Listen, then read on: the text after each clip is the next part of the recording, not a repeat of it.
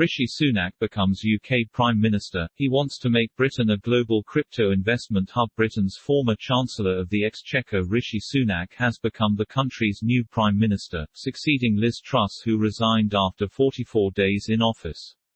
The leader of the Conservative Party previously said, "It's my ambition to make the UK a global hub for cryptoasset technology." Rishi Sunak, who served as Britain's Chancellor of the Exchequer from 2020 to 2022 and Chief Secretary to the Treasury from 2019 to 2022, has become the Prime Minister of the UK. He succeeded Liz Truss, who resigned after 44 days in office as Prime Minister. "We want to see the businesses of tomorrow, and the jobs they create, here in the UK." Cynthia Lummis on the show. Cynthia, alongside Kirsten Gillibrand, is the architect of the Responsible Financial Innovation Act. Cynthia, welcome to the Crypto Mile. Thanks, Brian. It's great to be with you. Cynthia, what are the changes that the Responsible Financial Innovation Act will bring to the crypto industry?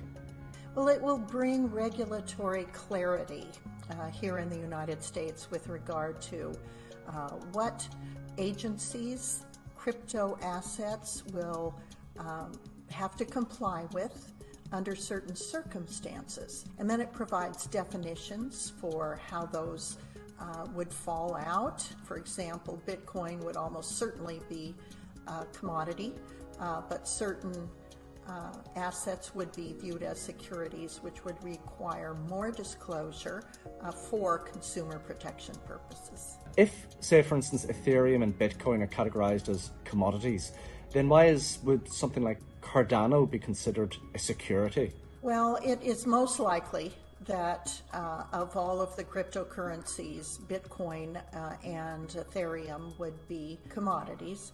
But there are a lot of crypto assets that are not sufficiently diversified in terms of their ownership or the manner in which they are overseen. The fact that Bitcoin certainly and Ether as well to an extent are tremendously ubiquitous in terms of the way in which they are owned and the manner in which their algorithms are approved of makes them the most likely candidates. And of course, they make up over 60%, almost capitalization of all of the crypto assets. Do you think it's a sort of a more positive sort of environment, regulatory environment, a little bit like in the early days of the internet? I think some people in the United States look back on the lack of regulatory involvement and engagement that occurred when the internet was in its infancy. Because of that, I think a lot of people would like to have a do-over and not exempt from potential liability. The social media giants who are inadequately protective of data privacy, for example. So having learned some lessons when the internet was in its infancy, and now seeing digital assets as something that will be every bit as big as the internet itself, we want a situation where we're having a constant dialogue and building a regulatory framework that is both robust and responsive when it comes to privacy protection, and it's not used as a means of surveillance, which is what we fear, for example, is happening with Chinese Communist Party's digital yuan. Do you think the Fed is preparing to create a CBDC, or would it more or less want to favor appoint a favored stablecoin and promote it, such as USDC? Well, I think that the latter of your ideas is the more likely scenario. I am hopeful, and I believe that the Fed agrees that we should not have in the United States a direct-to-consumer CDBC.